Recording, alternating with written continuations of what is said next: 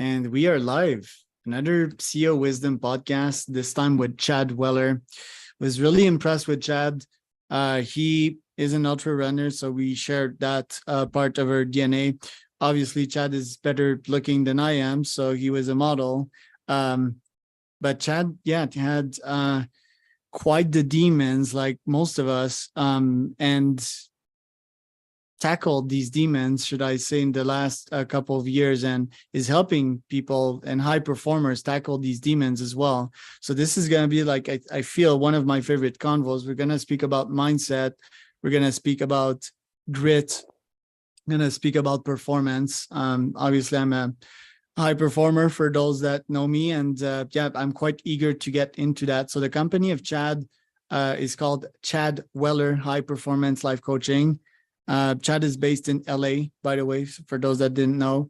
He still crunches a couple of miles per day, nothing too heavy like 100K or 100 miles because Chad did these. So really eager to get in the convo. But before I do, this pod was brought to you by podfire.com, which is my podcasting company. If you want to start, scale, or be at the podcast as a guest, you can hit me up, Charles Cormier on LinkedIn, CEO at podfire.com. Chad, I'm glad to have you on. Can you briefly introduce yourself and tell us about your company? Yes, Chad Weller, and high performance life coach and keynote speaker and former professional athlete. A little bit about my company is I work for high performers around the world, basically helping people really get unstuck, really get connected to their core values, their beliefs, and just really how to optimize their lives and take that to the next level. And it's uncovering a lot of inconsistencies I noticed with working with a lot of clients over the past 8 years. Is that's what a lot of people come to me is they're wanting more consistency in their life. So I love what I do. I bring a lot of value to my clients because of my life experience, and we'll probably get into that a little bit today around just going through my trials and triumphs. And I've been working with my coach for 8 years, so it's been quite a journey so far. Yeah, let's talk about that journey. I mean, surviving like 10 life-threatening accidents, some of them a car crash, depression, suicide. Let's talk about that. What's your story, Chad? Yeah, I grew up in Ohio, and great family. And I was diagnosed at a very young age with learning disability, ADD and ADHD. And it just started becoming very hard on myself, and just very hard on myself. So, sports is my outlet, basketball, baseball, and soccer. And started to realize, school wasn't my thing. So I actually moved to Miami Beach at the age of 18 to pursue a modeling career, modeled around the world, and thought that it was going to be the runway to changing my life story. But it got dark. It's when it really started getting dark for me, and started getting more hard on myself, putting a lot of pressure on myself from the way I looked to where I was traveling to. And late 20s, started feeling depression, anxiety, throughout high school and college, and my younger 20s, suffering from depression and anxiety. And then, got introduced to drugs and alcohol. I was in the nightlife in Miami Beach, I was paid to party. So a lot of strong drugs, coke, pills, alcohol, life spinning out of control, just very, very unhappy. And, everybody looked at my life as having a rock star life because I was hanging out with rock stars, but it was just so dark inside, and I was just always so frustrated with myself and sad. And, I masked that with just being the party guy, and everybody called me the mayor of South Beach, and everybody knew me. And it was just like this crazy, but the darkness was me attempting suicide 3 times. The darkness was me waking up in hospitals from ODs. And, speeding up to 2009, I literally ran my car into a 50-foot brick wall and almost lost my life for the 10th time now. And I had to actually sit down, which is pretty, can I cuss on here? Yeah, certainly.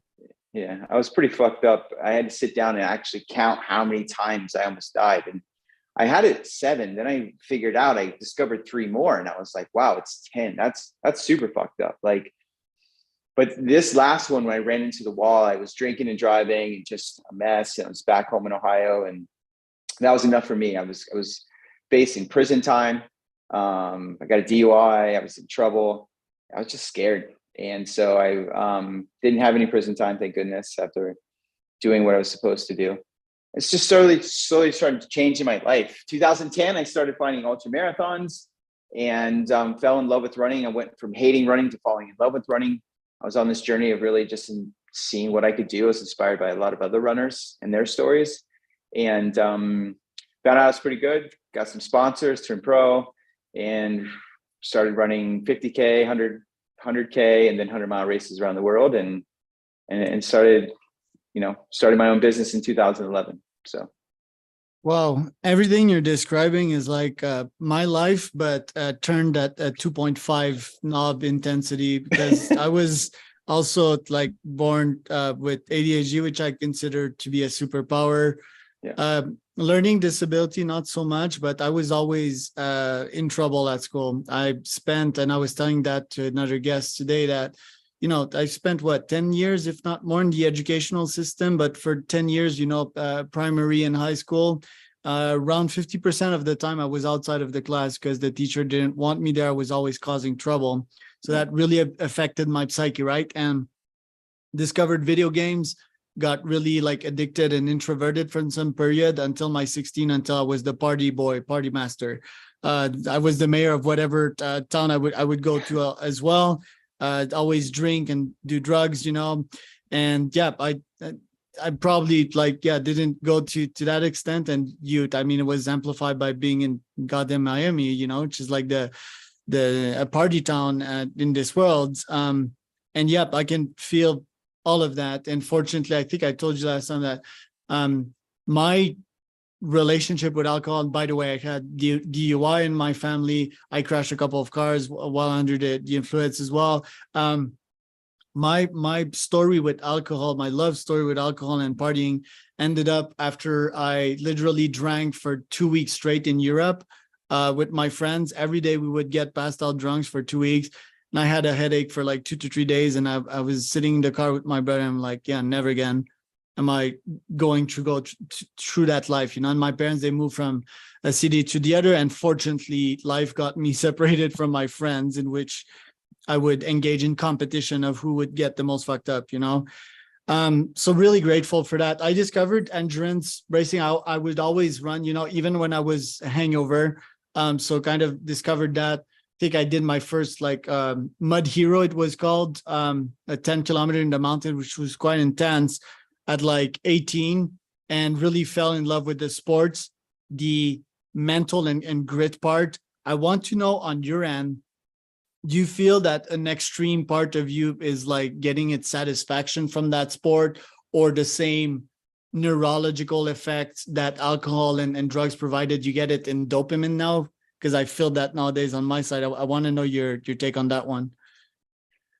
Yes, I definitely have experienced that. Yes, for me, it was more of looking back on my career and the distances and all the things I embarked on. It was more of self-discovery. I was really focused after being sober now 14 and a half years. The first 2 or 3 years of sobriety was, I was so close to going back. I mean, my first 3 years of sobriety, I was still bartending in nightclubs and throwing parties. And so I was around it every day and every night. And so I really wanted to just have a connection with something that was powerful. And for me, running was just, I was learning how to run. I was running marathons before. I couldn't walk afterwards. So I was studying technique and form, studying more nutrition. So I felt like it was, for me, it was like a stepping stone for discovering health. And I started feeling good. And that was new to me. I started feeling good consistently. And so, but yes, I think when I ran my first ultra, being out there running for 7-8 hours, like there's a sense of, you go through quite a bit out there, especially early on in those running those distances, where it's just like, what am I doing out here? Like, this is hard. This kind of sucks, but it's pushing through that. Right. And then when you cross that finish line, it's like, wow, we did that. And so, yeah, I guess is part of the dopamine rushes. And I've had a lot of conversations around this of like one extreme to another. If that's the way, I don't know if I necessarily explain it that way. I just felt like this was every step that I took on my days, I was wanting to get closer to myself. And this was a great outlet for me to do that. You know, when you're running as much as I was running, you're still running. It's still something I'm working on is myself. And each day is, you know, I'm just discovering more and going deeper with self. What about the ego death part, in which, like, because in those events, sometimes you're about 20 to 40 times that close to give up, right? Just like you were that close to give up with alcohol. And I think you sort of like shed some old skin in the process. It's like, yeah, I outgrew myself because I was that close to giving up, but yeah, I surpassed myself and surpassed myself. What about that in the comparison of getting back into alcohol? Do you feel that you always had that grit in you, or is that something that you kind of developed? Yeah, I think I've always had that grit. I got that from my father, just like a discipline. Even with basketball, I used to just shoot all summer and just had this like drive, this grit in me. So, you know, when I was really lost on my journey, that grit turned into like this abusive behavior, these self-sabotaging, like I hated myself. So I was going to get fucked up and beat myself into the ground. When I started to trans back into that athletic mindset, it was just like this endeavor that just kept growing and growing, and my energy just kept prevailing, especially those moments when I wanted to give up. I remember starting in my first 100-mile race. In mile 10, I was like, there's no way I'm going to go 91 miles. I mean, in mile 20, I had kidney failure. Like, I don't know how I even passed that piece, but I kept going. And, you know, it's a mindset that I focus on today, but it was really that self-discovery of like anything's possible, right? If you take one more step's possible. And so I just developed that mindset of anything's possible if you take one more step. But if you don't take that step, you're done. Like you can't continue. I was so close to taking that last step of not continuing, those 10 times where I almost died, that, you know, I have a lot more fight in me now that I'm feeling strong. So kidney failure, how did you overcome that one? Because in these races, you know, for folks that don't know, it's like cycles. You get like down cycles, you get up cycles. So usually it's just about being patient and going through these cycles. But yeah, kidney failure looks a bit intense. How did you get through that?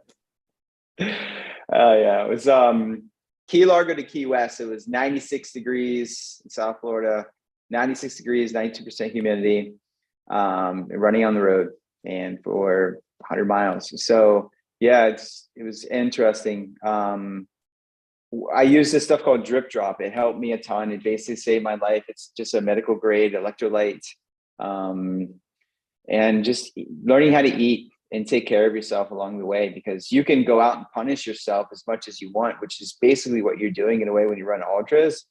But there's a strategic way of not doing it so much when you can include like hydration and sodium and all these things. So that became a whole nother element for me of understanding nutrition. And so it was 2 times. I was pissing blood for over 5 hours, and then it stopped, and then it happened again. And I was pissing blood for like another 4 hours. So lots of throwing up. It was an awful experience. But I made it. It was my first one. It took me 29 hours and 49 minutes, and I crossed that finish line. I don't know how. I had an amazing team. But that grit is what I just kept tapping into. It's like, I wrote on my legs, don't stop. Like, and that was my mindset, don't stop. And so a lot of people were like, oh, did you take a nap? Did you stop to eat? I was like, no, I just kept going. Like, sometimes, you know, when I was puking and go in the restroom and stuff, you stop. But other than that, no, you just keep going. Wow. Okay. 2 questions here. So how did that pain compare to hitting a wall in your car? Like, how could you compare these 2 pains, these 2 excruciating pain moments? Is one greater than the other? Is one different than the other? Yeah, one way different, because the hitting in the wall is a sense of like, that's like, that was a wake up call. That was a lot of pain. Like I was going into surgery and blood everywhere, cut out of the car, knocked unconscious. And there's a lot of guilt that follows that. And there's a lot of desperation. And I was at the bottom. When I'm out on my 100-mile races or 100K race, I always feel like I'm at the top. You know, your energy and your mind will try to take you to the bottom of wanting you to stop. But the difference is when you hit rock bottom, and then that's in my mind why I'm out there. So it almost feeds me in a way that I understand what rock bottom is. I know what like giving up is. And so when you're able to recognize that pain, and you know this, when you run ultras, you identify with the pain cave. I embrace it. Like I know it's coming, and when it comes, I just embrace that pain because it's inevitable. It's going to happen. So when you do, it's just working on, you know, placing it to the side and taking those steps. So I love that pain. That really gave me a sense of who I was, that I can endure way more than that I thought I could. Is your pain cave synonym with bunking, aka being low carbs and just being low energy? Maybe in some occasions, some of the races, but I think the pain cave is your toes are like your toes. I've fallen, my knee is all banged up, you know, like, you know, I had chapped ass one race. It was the worst. It was raining for 17 hours and it was just like everything was chapped. And so everything was bleeding and just like rubbing up against each other. I ran a race in the sand with 50 blisters on my feet. So bonking is a little bit different. This is just embracing the inevitable pain that you're going to get with blisters and stuff that I've never experienced before. It's just like, that sucked. Because bonking fucking sucks because you feel less strength in your full body. And I guess the monkey up there is like, yeah, you need to stop, you need to slow down. But I want to hear also, like, how does that race compare with Bad Waters, for example? Yeah, never. I mean, that race, Bad Waters is 135 and you're climbing up a big mountain. This one is just flat, sea level. I don't really think you can compare any ultras, but that way is, I mean, maybe humidity wise a little bit. Bad Water is going to be a lot more humid and hot. You're talking about 130s. So that's a whole nother monster within itself. This is like a little baby monster compared to the Bad Water. So lots of respect for people that did that. But I think it's just, yeah, it's facing those demons, you know, the demons that I had in the past, but then when you're out there running, your head starts to chatter and those demons pop up of like, you're not going to do this. You're not going to keep going. So I call it listening to the pain. That's something I wasn't able to do before because I was masking all the pain with drugs. I couldn't listen to anybody or couldn't listen to myself. So when you really get out there and you're in this raw energy, even in the first year of sobriety, you start to feel things differently. Everything's raw, everything's real, everything's loud, right? And so when you start to listen to that pain, the pain's the teacher. The pain's the teacher telling you can go the distance, you can do it, you can accomplish anything if you keep going, right? The pain is just such an important part of our journey. Mantra. Yeah. I'm a student of pain. I studied pain. I love pain. I think like us ultra folks, we get to be a little like sadomasochist. And I mean, that's a perfect in alignment with my CEO and founder role nowadays. Sort of want to ask you though, like addiction can be one of the worst demons. You know, it's like fucking with you. For example, other than alcohol, you know, nowadays I think it's like porn, right? Like, oh, when you start a relationship and want to be serious, and porn is so easy, it's so easily accessible, but so is alcohol, you know. And then you get that demon tell you like, look, all you need is to open that bottle or open that browser and go there. And that really fucks with you, you know. It's like, I don't know how to describe it, but it's like you don't want to discuss, you don't want to open the conversation because it gives it ground, you know, this thing that wants easiness and does not think long term. It obviously thinks really short term. My question for you is like, nowadays, do you still get that voice in your head fucking with you and saying, oh, look at that little whiskey bottle here. Me and the alcohol, when I think about it, it's just a headache, for example, but I mean, it might be a cookie, it might be a donut, it might be a bunch of things. So how does one deal with that demon? Yeah, I think listening to it, not giving energy. So for me, I have that one desire. Any of my addictions, I've had a lot more addictions than just alcohol and drugs. So, and I've done really well of just honoring myself and been focusing on what do I want? Is this coming with this? Is this serving me? Majority of times when I get really honest with myself and get really down and have these really deep conversations with myself, it's not serving me, right? Whatever that I'm addicted to. Right now, I'm happy to say I don't have any addictions, right?